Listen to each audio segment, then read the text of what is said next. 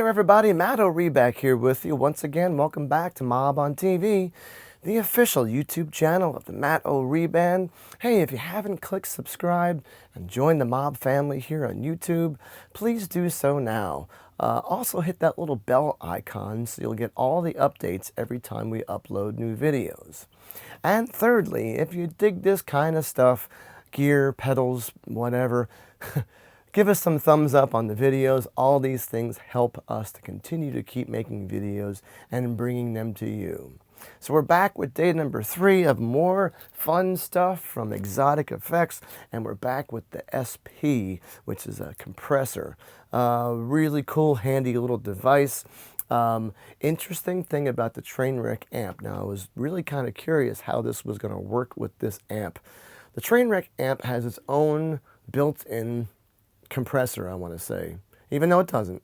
But the sound compresses in such a way that it smooths out some of the notes. I was just watching a really cool video from Pete Thorne, who I'm a big fan of. And Pete was doing a fun video on one of Steve Vai's old Marshalls that was modded by Jose, famous modder in LA. And Steve talked about something about a stock Marshall that stuck with me, and I totally related to him on this topic, where old Marshalls have a tendency to be unforgiving.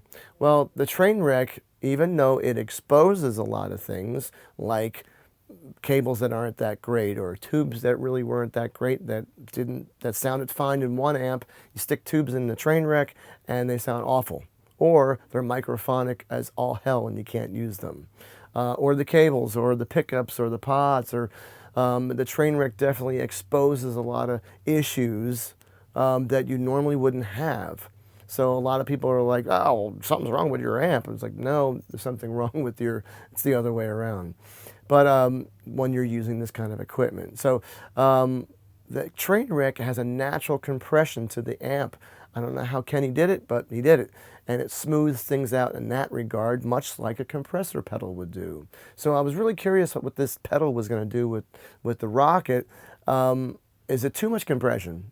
I don't know. We're going to find out in a second. Let's jump into it. Here we go.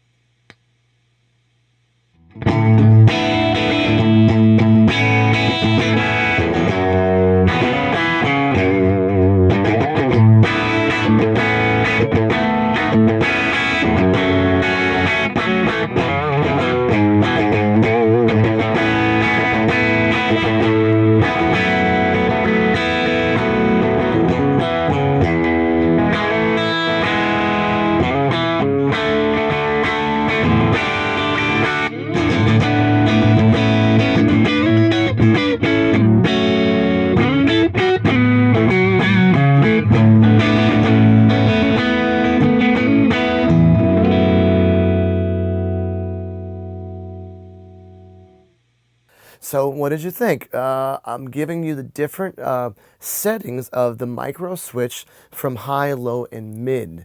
And you can see how much of a boost, holy crap, that knob has with this particular amplifier. So I did think that some of the settings really worked well with the amp. I also think the amp has its own natural compression and almost doesn't need it. But again, to each their own. If I was doing a Telecaster and more country kind of stuff, I think this would be a very useful thing with this particular amplifier.